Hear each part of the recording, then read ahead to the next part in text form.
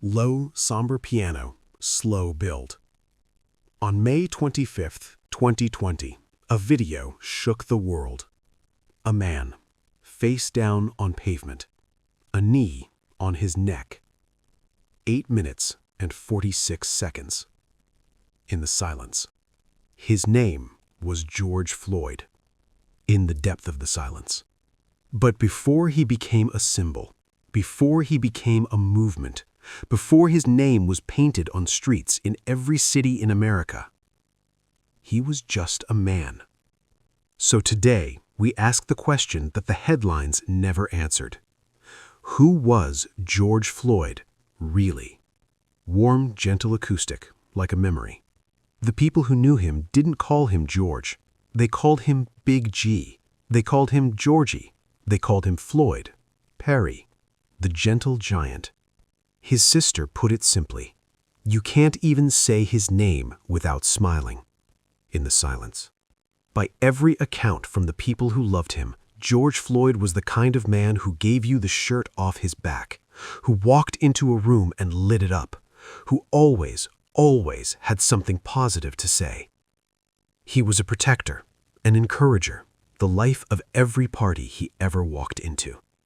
He was also a father, and to his daughter Gianna, he was everything.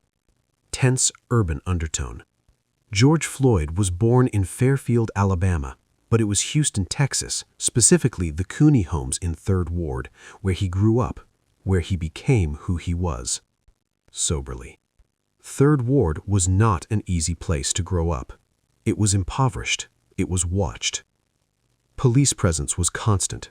Traffic stops, drug searches, suspicion. For a young black boy in that neighborhood, law enforcement wasn't an abstract concept. It was a daily reality. And yet, his 2nd grade teacher, Wayne Sexton, remembers a boy full of ambition. One day, the class was asked to write an essay. What do I want to be when I grow up? Little Perry, as his classmates called him, wrote this. Dramatic. When I grow up, I want to be a Supreme Court judge. When people say, Your Honor, he did rob the bank, I will say, be seated. He was 7 years old. Upbeat, hopeful, brief swell. As a teenager, George Floyd found his way out through sports. On the football field, he was good. On the basketball court, he was something else entirely. He earned a scholarship to college on athletic ability alone. He had real options, a real future. His dream if the NBA or NFL didn't work out. He wanted to go into law enforcement. He wanted to become a chief of police. Quieter, uncertain, unsteady. But college was hard. Academically, George struggled with demands he wasn't prepared for. And when he came home, the streets were still there, still familiar, still waiting. Measured, honest. He started having problems with the law. Drugs, and eventually an armed robbery that sent him to a Texas prison. Firmly, but gently. He made mistakes, real ones. That's part of his story too, and we're not here to erase it. But those who knew him say this. He was never defined by his worst moments. Quietly. We all have a past, things we regret. I just see him trying to figure things out. Slow, hopeful, like sunrise. George Floyd came to Minnesota looking for a better life. A man in Minneapolis bought him a bus ticket, told him, come, stay here, get clean, we'll help you. And Floyd did. He enrolled in a rehabilitation program, worked through it, graduated. Then he earned his commercial driver's license. Smiling in the voice. For a man who had been through what George had been through, that was massive. Tender. He worked at a steel mill, took security jobs. He was making it. Day by day, he was making it. And more than anything, he had one goal driving him forward. To be a better man and to get custody of his daughter, Gianna, the little girl he called Buttercup. Deep, heavy, slow. And then, life hit him again. His mother died. In the silence.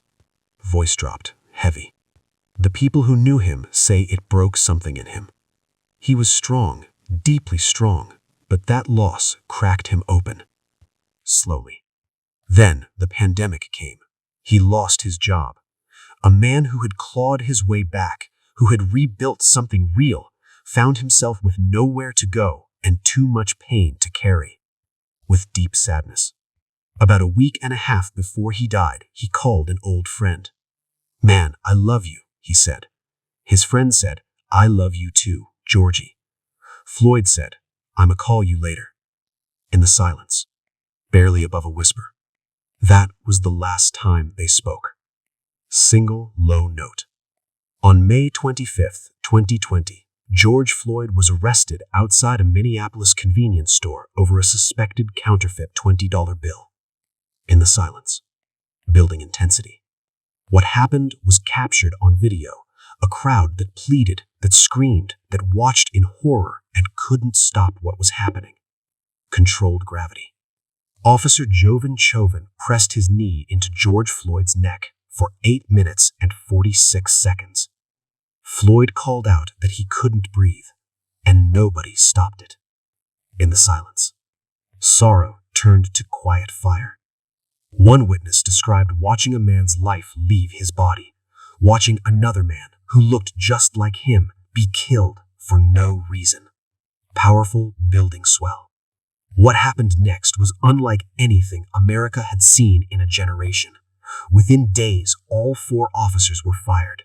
Within days, Jovan Chauvin was arrested and charged with murder. In the silence, rising. 70,000 people filled the streets of Minneapolis, peaceful, united, carrying his name. His daughter, Gianna, just 6 years old, looked up and said, "We are going to fight for justice from my dad." In the silence, back to the opening piano, quiet, final. George Floyd was not a saint. He never claimed to be. He was a man who grew up hard, fell down more than once, and kept trying to get back up. He was a son who loved his mother, a father who called his daughter Buttercup, a friend who gave you the shirt off his back, a boy who once wanted to be a Supreme Court judge. In the silence, firm and clear.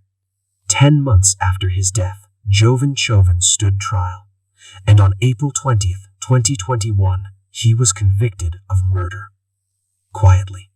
His family called it a step towards justice, but they and millions of Americans know that one verdict doesn't fix a system. It only reminds us that the work isn't over. In the silence, final, deliberate. His name was George Floyd. And now, you know who he was. End card. Warm, direct. If you want to follow the biggest court cases shaping America, hit subscribe and tell us in the comments, what does real justice look like in cases like this? We read every one.